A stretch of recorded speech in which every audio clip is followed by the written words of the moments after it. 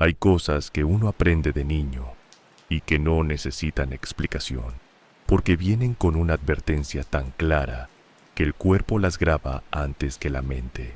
No toques eso, no vayas por ahí, no silbes de noche cerca del monte. Esa última me la dijeron desde que tuve uso de razón. Mi abuela, mi mamá, los vecinos del pueblo, todos. No era una regla escrita, ni un cuento para asustar niños. Era algo que se decía en voz baja y con una seriedad que uno aprende a respetar sin preguntar por qué. Pero cuando uno tiene 12 años y está con un primo de la misma edad, en una noche de verano sin nada que hacer, las reglas que nadie explica son exactamente las que más ganas dan de romper. Éramos mi primo Andrés y yo. Habíamos pasado todo el día en el río y esa noche nos quedamos en el corredor de la casa de mi abuela, viendo las estrellas y hablando de nada. El monte estaba ahí como siempre, oscuro, quieto, a unos 200 metros del último rancho del pueblo. De día era solo vegetación y árboles. De noche era otra cosa, algo que uno miraba sin querer mirar demasiado. Andrés fue el que lo dijo primero, que si era verdad lo del silbido, que si alguien lo había comprobado alguna vez. Yo le dije que no sabía, pero que nadie silbaba de noche por algo. Él se rió y me dijo que era cosa de viejos, y ahí fue donde cometimos el error. Andrés se puso de pie en el corredor, se acomodó los dedos en la boca y silbó hacia el monte. Un silbido largo y fuerte que cortó el silencio de la noche como un cuchillo. Yo me quedé quieto esperando. Nada, solo el viento moviendo las copas de los árboles a lo lejos y el sonido de los grillos que nunca paran. Andrés me miró con esa sonrisa de quien acaba de demostrar un punto y me dijo que ves. Nada. Silbó de nuevo, esta vez 2 veces seguidas. Yo también me reí, me paré a su lado y silbé una vez más. El tercero, completando los 3, que sin que nadie nos lo hubiera dicho explícitamente, sentíamos que era el número que no debíamos alcanzar. El silencio que vino después fue distinto al de antes. No sé cómo explicarlo bien. Los grillos no pararon de golpe, ni hubo ninguna señal dramática. Fue más bien como si el aire cambiara de temperatura en un segundo, como cuando abres una puerta y sientes el frío del otro lado antes de ver qué hay. Andrés también lo sintió, porque la sonrisa se le fue de la cara sin que pasara nada visible todavía. Y entonces llegó el silbido. No era un eco. Un eco repite lo mismo que uno hace con el mismo tono y la misma duración. Esto era diferente. Era más largo, mucho más largo, como si quien silbara del otro lado tuviera más aire del que cualquier persona podría tener. Y era más grave, de una profundidad que no sonaba humana. Y lo más perturbador, no venía de un solo punto del monte, sino de todas partes al mismo tiempo, como si el monte entero estuviera respondiendo con una sola voz. Ninguno de los dos dijo nada. Nos quedamos paralizados en el corredor, mirando hacia el monte durante lo que debieron ser unos 5 segundos, pero que se sintieron como mucho más. Luego los dos entramos a la casa al mismo tiempo, sin necesidad de decírnoslo. Esa noche dormí mal. Me desperté varias veces con esa sensación de que algo estaba afuera esperando. Y cada vez que cerraba los ojos, escuchaba ese silbido largo y grave repitiéndose en mi cabeza. A la mañana siguiente, me levanté temprano y lo primero que hice fue buscar a Andrés. Su mamá me dijo que él no había llegado a dormir a la casa. Me quedé frío. Salieron a buscarlo de inmediato. Todo el pueblo se enteró rápido, porque en los pueblos chicos las noticias corren antes de que uno pueda procesarlas. Lo encontraron como 2 horas después, al límite del monte, sentado contra el tronco de un árbol grande, con los ojos abiertos mirando hacia arriba. Estaba vivo. Eso fue lo primero que dijeron cuando lo encontraron, y eso fue lo que me permitió respirar de nuevo. Pero cuando me acerqué y lo vi, entendí que algo no estaba bien. Andrés no respondía cuando le hablaban, no lloraba, no gritaba, no preguntaba dónde estaba, solo miraba hacia arriba con esa expresión vacía de alguien que está en otro lugar aunque el cuerpo esté ahí. Su mamá lo abrazó llorando y él no reaccionó. Lo llevaron al médico del pueblo ese mismo día. El médico no encontró nada físico, ningún golpe, ninguna herida, ninguna fiebre. Dijo que probablemente había sufrido un susto fuerte y que necesitaba descanso, pero el descanso no cambió nada. Andrés pasó 3 días sin hablar. Se sentaba donde lo pusieran, comía si le daban de comer, dormía cuando lo acostaban, pero no iniciaba nada por su cuenta. No preguntaba, no jugaba, no reía. Era como si alguien hubiera apagado algo adentro de él sin dejar marca visible por fuera. Al 4.º día empezó a hablar de nuevo, pero de forma diferente. Hablaba poco, respondía con frases cortas. Evitaba mirar hacia el monte, aunque estuviera adentro de la casa. Cuando alguien le preguntaba qué había pasado esa noche, desviaba la mirada y decía que no recordaba nada después de haberse quedado dormido en el corredor. Yo nunca le conté a nadie lo del silbido, ni a mi mamá, ni a mi abuela, ni a ningún adulto del pueblo. No sé si fue miedo al regaño o miedo a algo más grande que eso.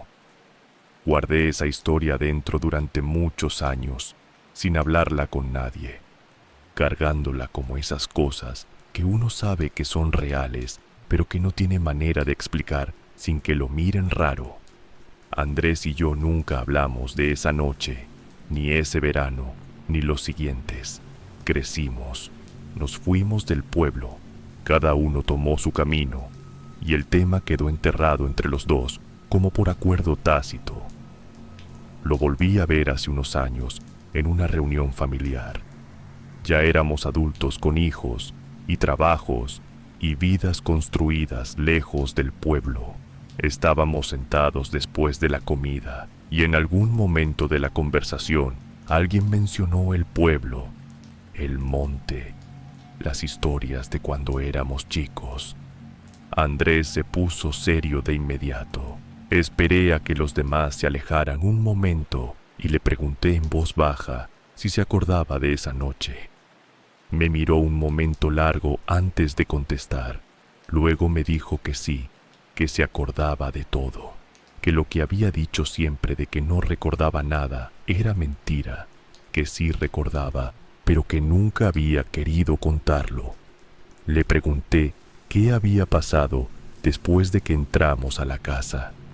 Me dijo que él no había entrado, que cuando yo me metí, él se quedó un momento más en el corredor mirando hacia el monte y que vio algo salir de entre los árboles y caminar hacia él.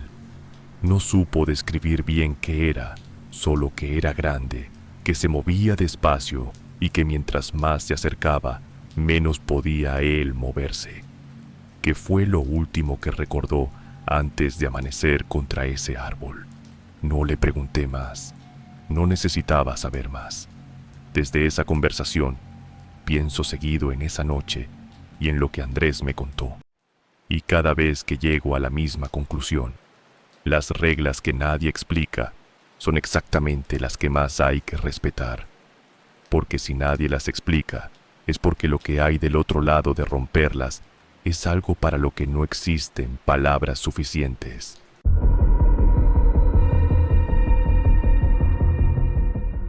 Llevo 14 años trabajando como enfermera. He visto de todo en este trabajo: nacimientos, muertes, diagnósticos que cambian vidas en segundos. Uno aprende a mantener la cabeza fría, porque si no la mantiene fría, no puede hacer bien su trabajo. Eso me lo enseñaron desde el primer día de práctica y lo he aplicado todos los días desde entonces. Por eso, lo que voy a contar me costó tanto procesarlo, porque no soy una persona sugestionable, ni de las que ven cosas donde no las hay. Soy práctica, metódica, de las que necesitan una explicación concreta para cada cosa, y esto no la tuvo.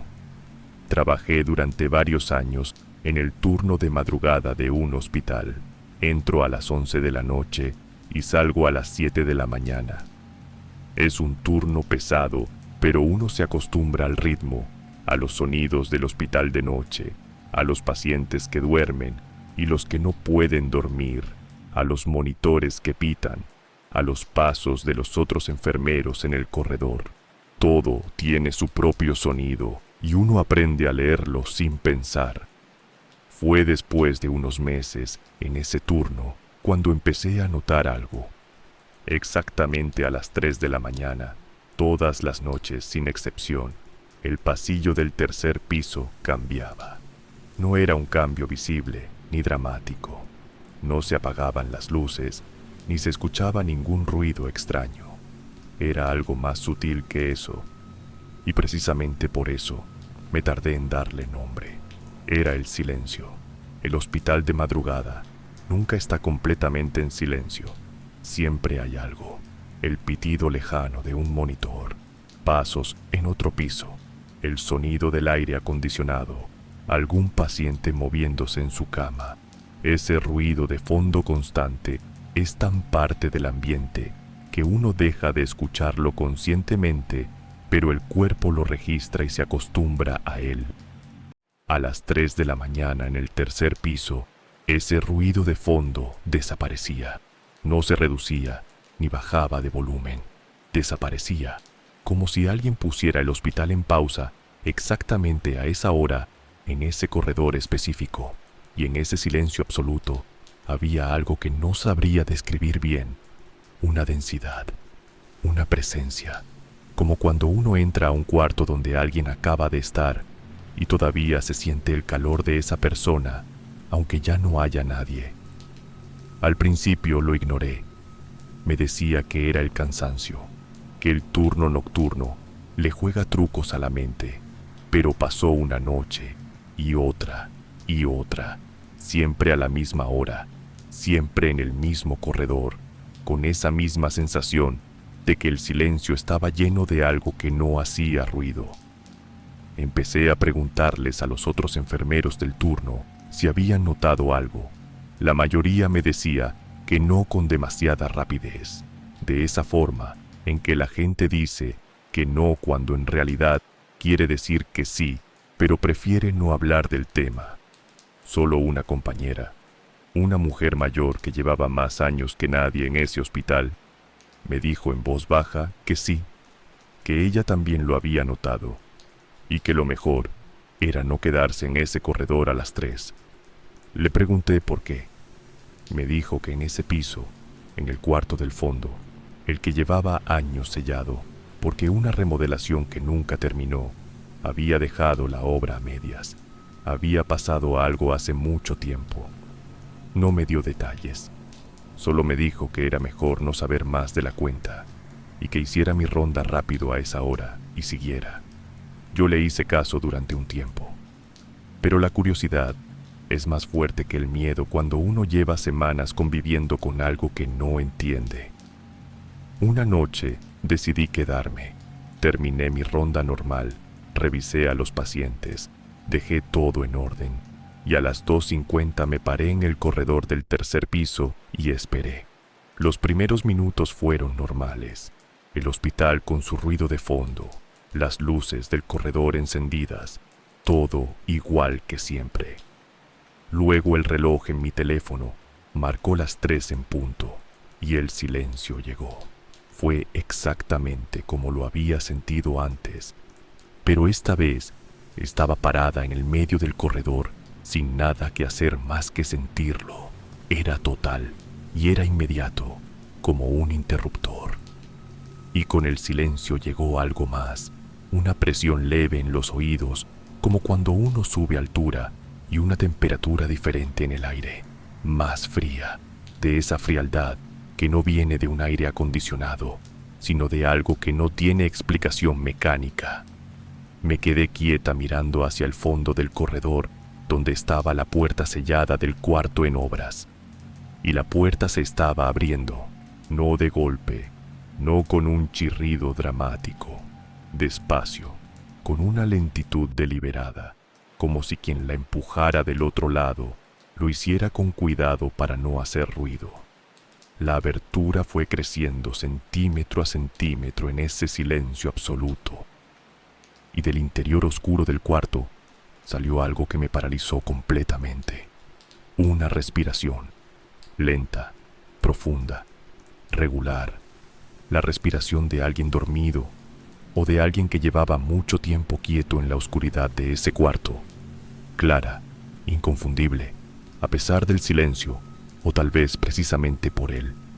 No entré, no grité, no corrí aunque todo en mí quería correr. Me quedé ahí unos segundos que se sintieron muchísimo más largos, mirando esa puerta abierta y escuchando esa respiración salir de la oscuridad.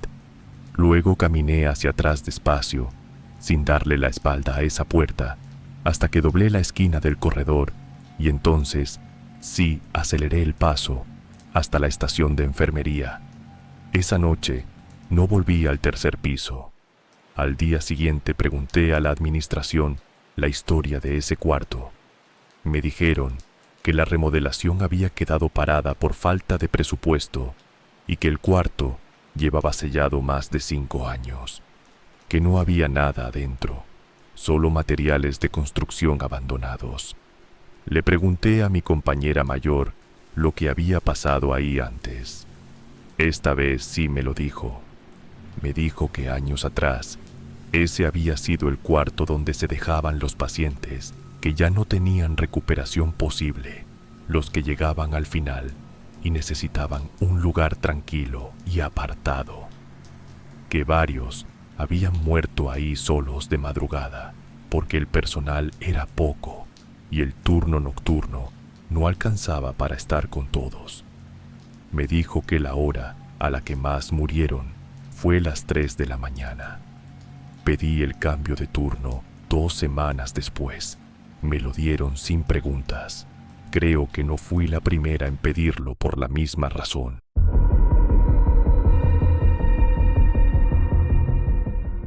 Esto que voy a contar lo dudé mucho antes de compartirlo, porque sé que hay gente que no va a creerlo. Y la verdad, ya no me importa si lo creen o no. Yo lo viví y lo tengo documentado de una forma que no tiene explicación lógica, y eso es suficiente para mí. Me gradué de la universidad hace unos años. Fue un día importante, de esos que uno espera mucho tiempo y que cuando llegan pasan tan rápido que uno queda con la sensación de que no los vivió del todo. Fotos con la familia, fotos con los compañeros, fotos del grupo completo frente al edificio principal, el registro completo de un día que no se repite. Esa misma semana llevé el rollo a revelar porque uso cámara de película, siempre lo he hecho. Me gusta más que el digital para los momentos importantes. Fui a recoger las fotos unos días después y me senté en el carro a verlas antes de llegar a casa. Las primeras fotos estaban perfectas. Mi familia, mis amigos, yo con el birrete y el diploma, todo como lo recordaba. Fue en la cuarta foto donde lo vi por primera vez. Era una foto del grupo completo frente al edificio principal. Éramos como 20 personas acomodadas en 2 filas, los de adelante sentados y los de atrás de pie. Yo estaba en el centro de la fila de atrás.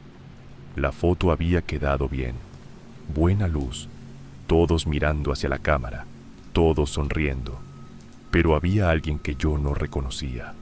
Al fondo, ligeramente apartada del grupo hacia la derecha, había una mujer, de pie, sola, mirando directo a la cámara. No estaba pegada al grupo, ni hacía parte de las dos filas. Estaba un poco retirada, como alguien que llegó tarde y no alcanzó a acomodarse con los demás. Llevaba ropa formal, oscura, y tenía el cabello recogido. Pensé que era alguien que había pasado por ahí en el momento de la foto, que era una profesora o una administrativa que había quedado en el encuadre sin querer. Seguí revisando las demás fotos. En la siguiente foto del grupo estaba de nuevo. Mismo lugar, misma postura, misma ropa, mirando directo a la cámara. Y en la siguiente, y en la siguiente. En cada foto donde aparecía el grupo completo, esa mujer estaba al fondo en el mismo punto, con la misma postura, con la misma expresión. Llamé a 3 compañeras que estaban en las fotos y les pregunté si recordaban a esa mujer ese día. Las 3 dijeron que no la conocían, que no la habían visto, que no sabían quién era. Llevé las fotos al estudio donde las habían revelado y les pedí que verificaran si había alguna alteración en el rollo. El técnico las revisó con cuidado y me dijo que no, que eran fotos originales sin ninguna intervención, que la mujer estaba ahí desde el momento en que se tomaron. Esa noche no dormí bien. Miraba las fotos una y otra vez, buscando una explicación que no encontraba. ¿Quién era esa mujer? ¿Por qué aparecía en todas las fotos del grupo? ¿Por qué nadie la recordaba? ¿Por qué siempre estaba en el mismo punto, mirando directo a la cámara, con esa expresión que no era exactamente de alegría ni de tristeza, sino de algo intermedio que no supe nombrar bien? Al día siguiente, volví a la universidad con las fotos. Fui a la oficina de registro y le pedí a la secretaria que me ayudara a identificar a la mujer. La secretaria las miró un momento y dijo que no la conocía, pero que si quería, podía preguntarle a algunas profesoras que llevaban muchos años en la institución. Me llevó donde una profesora mayor que daba clases desde hacía más de 30 años.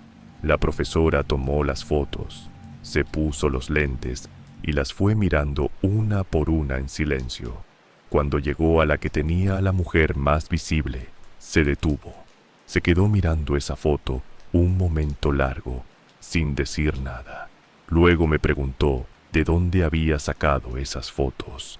Le dije que eran de mi graduación, que yo las había tomado ese día. La profesora me miró por encima de los lentes con una expresión que no supe leer bien y me preguntó si yo sabía quién era esa mujer. Le dije que no, que por eso estaba ahí. La profesora dejó las fotos sobre el escritorio despacio y me dijo que esa mujer había sido estudiante de la universidad hace más de 20 años, que había sido una alumna brillante, de las mejores de su generación, que todo el mundo esperaba grandes cosas de ella. Le pregunté qué le había pasado. La profesora hizo una pausa antes de contestar. Me dijo que la mañana de su graduación, antes de la ceremonia, esa estudiante había sufrido un accidente en el campus, que había muerto ese mismo día, pocas horas antes de poder recibir su diploma y tomarse las fotos con su grupo. Nunca se había podido graduar. Me quedé sin palabras frente a esa profesora, con las fotos sobre el escritorio entre las dos. Luego le pregunté lo último que se me ocurrió preguntar.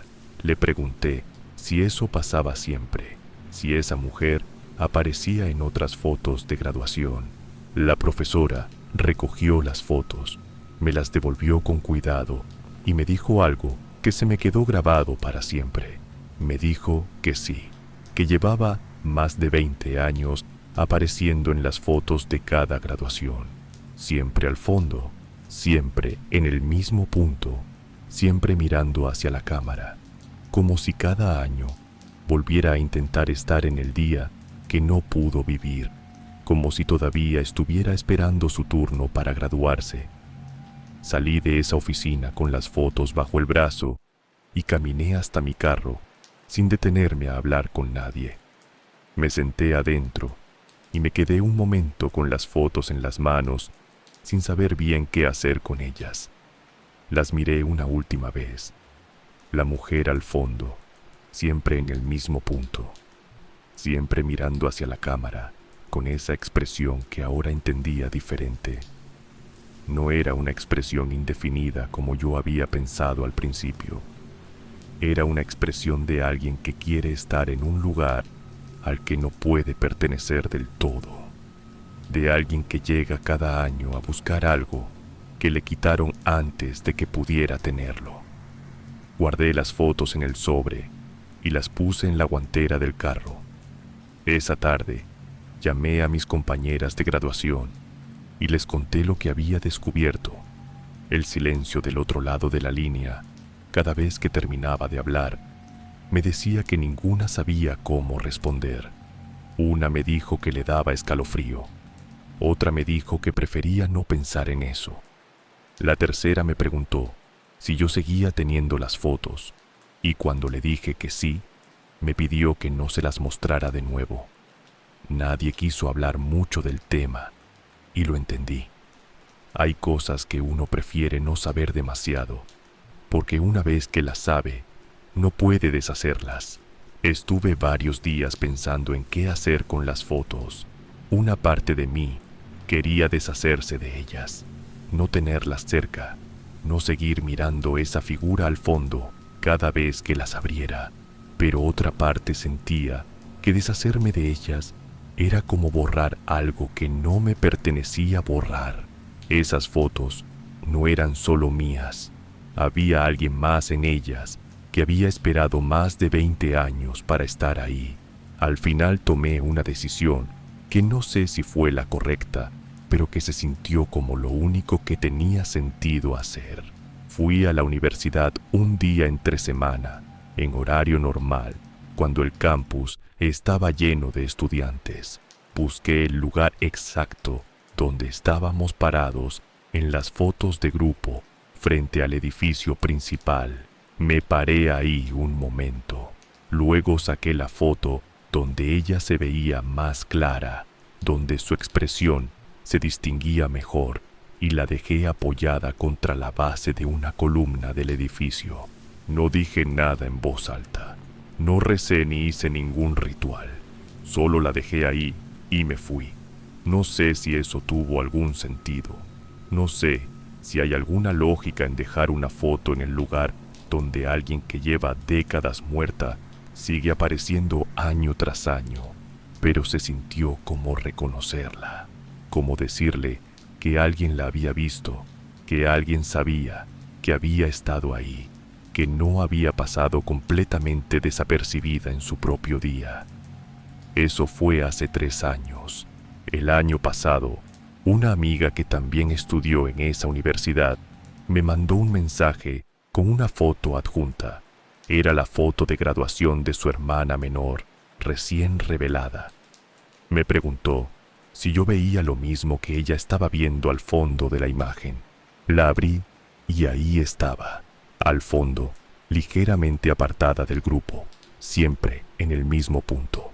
La misma mujer, la misma postura, la misma expresión. Le respondí a mi amiga que sí, que la veía. Le dije que no se preocupara, que no hacía daño, que solo quería estar ahí, que llevaba más de 20 años queriendo estar en ese día y que nadie ni nada iba a quitarle eso. Mi amiga me preguntó si debían hacer algo al respecto. Le dije que no, que la dejaran estar.